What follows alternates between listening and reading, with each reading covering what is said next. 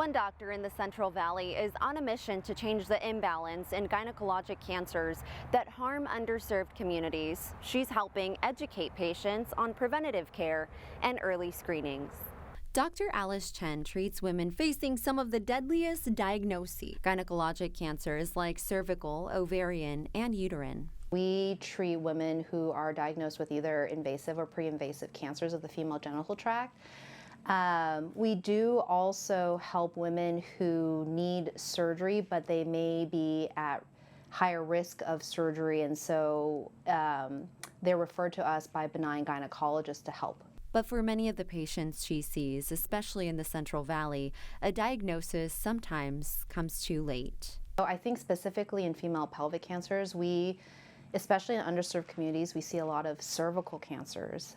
We also see a lot of other GYN cancers such as ovarian, uterine, and unfortunately in underserved populations, we're more likely to see them in advanced stages rather than early stages. She says it's mainly due to a lack of access to screenings. Language and cultural barriers can also play a role, but awareness is half the battle. Patients often are unaware of symptoms they should be looking out for, especially in the early stages until it becomes bothersome to them or they're able to get connected with a healthcare professional. And typically by that point, that's why we see a lot of our cancers in more advanced stages rather than early.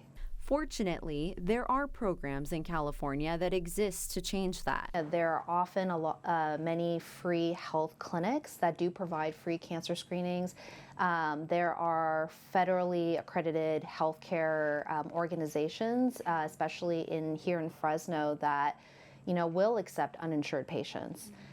For cancer-specific treatment, California actually has not few cancer-specific programs that will actually fund cancer treatments. Higher risk factors can also be systemic. A study published by the National Institutes of Health finds racial disparities between gynecologic cancer among women, particularly impacting African American women the most. So I think specifically an underserved population just refers to people who, and it's a very broad category, it can refer to people who don't have the financial resources or the insurance coverage to easily seek care. Dr. Chen says she sees how social determinants of health can have an influence firsthand. And as a new doctor in the Central Valley, her goal is to be a reliable source of care through an overwhelming healthcare journey. Even though I may not be the one giving chemotherapy or the one providing radiation, I'm hoping to be the one where patients can come to me and say, I had questions about chemotherapy, I had questions about radiation, I have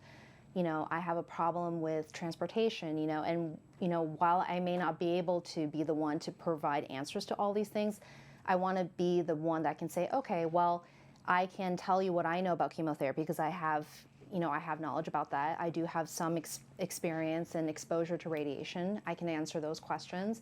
Fortunately, we have really amazing resources here that we provide to all patients. Because early detection can make all the difference.